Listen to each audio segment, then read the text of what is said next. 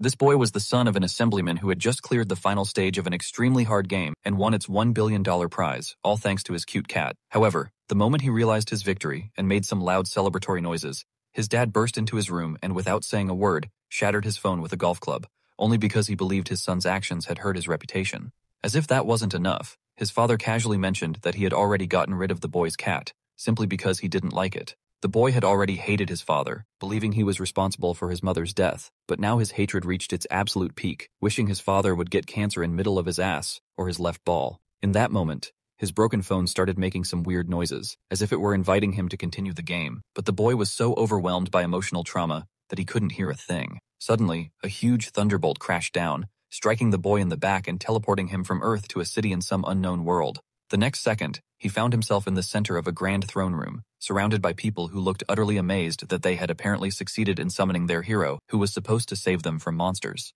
However, the moment the king offered him wealth, honor, and all his girls at the same time, our boy became suddenly enraged and refused to help simply because the king's creepy way of speaking reminded him of his dad, and he just couldn't take it. At first, the king thought this dumb guy was joking, but soon realized he was dead serious, and so, without hesitation, he ordered his men to kill him. However, just 1 second before they could tear him apart, a strange but small dragon appeared in front of him, and with a single massive burst of lightning, not only turned some of the soldiers to ashes, but also destroyed the castle wall, leaving a massive hole behind it. Seeing this, the boy grew confident and decided he actually wanted to get rid of the king now. Sensing danger, several layers of guards placed themselves between him and the king, desperately trying to protect their ruler. But when the boy commanded a second attack, hoping to see the same spectacular power as before, he was shocked to discover that the mini-dragons couldn't do anything at least for hours, and now he was the one about to meet his mother in the end. Just then, and as God loved him so much, an S-rank sword appeared in front of him to give him a chance, but it was so heavy and powerful that the castle couldn't handle its weight, crashing through all the floors on its way down to the ground, creating enough space for the fallen boy to make his escape.